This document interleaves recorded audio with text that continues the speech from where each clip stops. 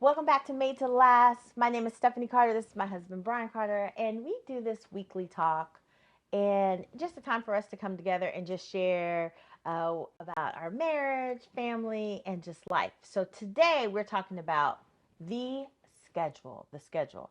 Whether you have children or you don't have children, you live and die by the schedule. And if you have children and you do not live and die by the schedule, we really need to talk. I need you to DM me because you need to get your kid on a schedule because the schedule is all about the schedule. All right. So, we're in a different season right now with the schedule because we have a driver, we have somebody off at college, and then we have our last child is taking driver's ed and so on. So he's trying to get his permit because we believe that driving is a life skill, and I need you to have that life skill so we off of us. But we just recently discovered that we were just talking before we were about to film this about, hey, it's your turn to pick him up today. So here's what happened. She Oh, s- she said, "I need you to pick him up," but I said, "Well, you're on the schedule to pick him up." And so we had, just a little situation where she told me to pick him up. I said, "You on the schedule to pick him up." And then, well, what did you do? I love this. So what did you do? I said, in my head, the sin nature in me was like, you're 10 minutes away from the bus stop. Where I'm going to be is across town, an hour away with our other child picking out prom dresses. You can do this. You can leave here for 10 minutes and go pick up your child.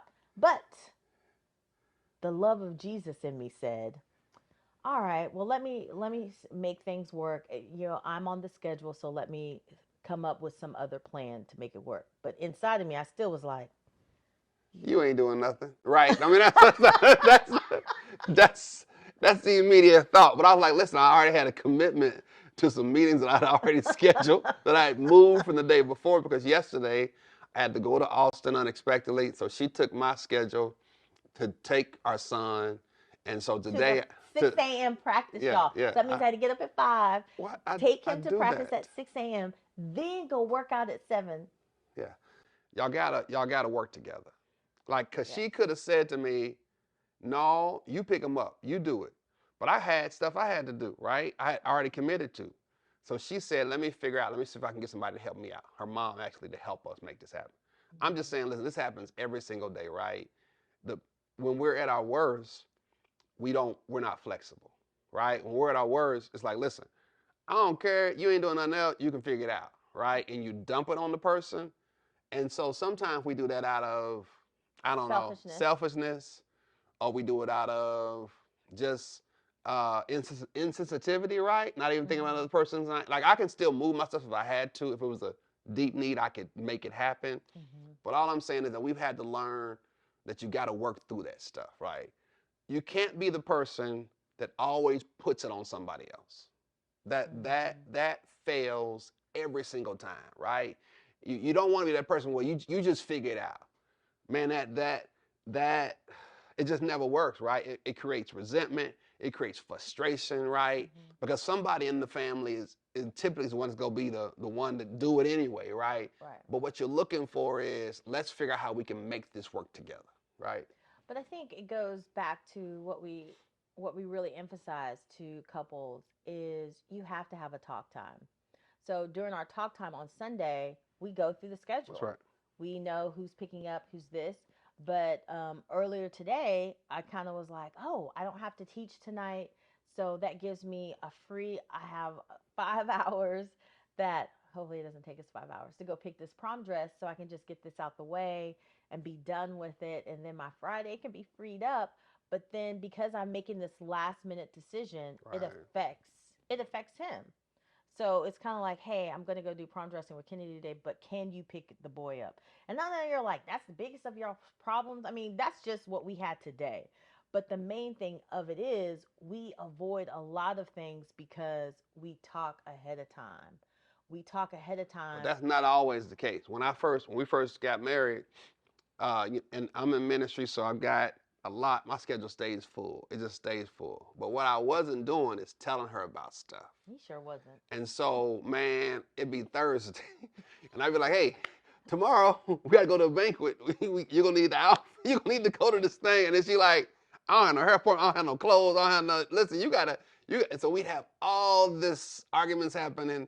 because it was all this stuff. So what I started doing back then was now I invite her to stuff on the calendar immediately. Invite her, invite her, invite her. So now she can know well in advance so she can plan, so she don't have to be stressed, so there's not tension there. So the thing we've learned is to communicate and over communicate, text message what's the plan for the week, who doing what, and try to get ahead of it. But Whenever it's in the moment, it just you got to be flexible, but at least we have a plan. but I think we also in those beginning years we didn't really value each other and we didn't value each other's role.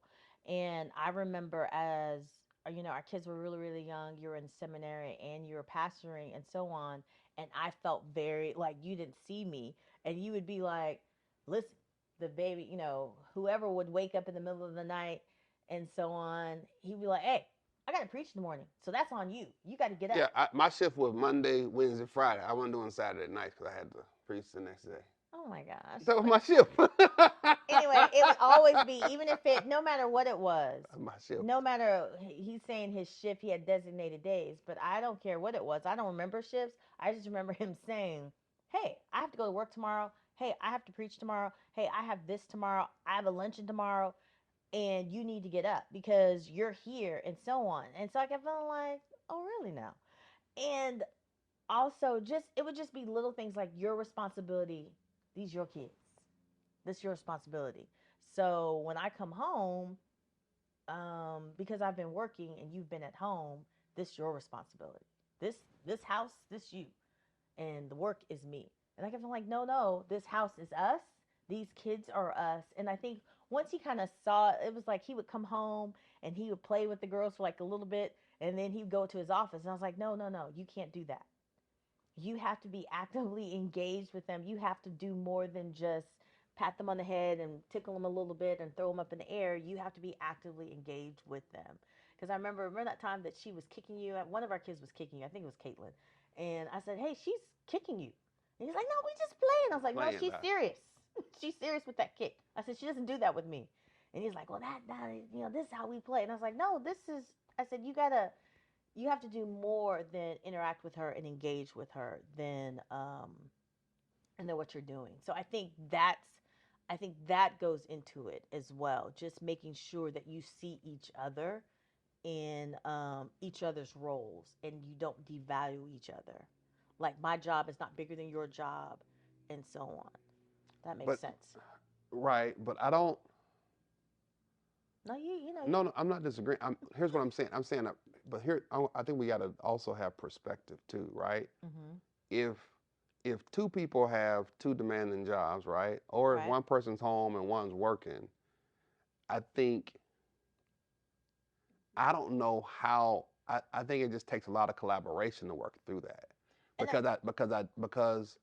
because it could be somebody that has a company, right, or somebody that has that whose job may require more of them, right, than the other spouse. One spouse might have flexibility, and one spouse may have an hourly 9 to 5. right. They don't have no flexibility. While other they can work from home.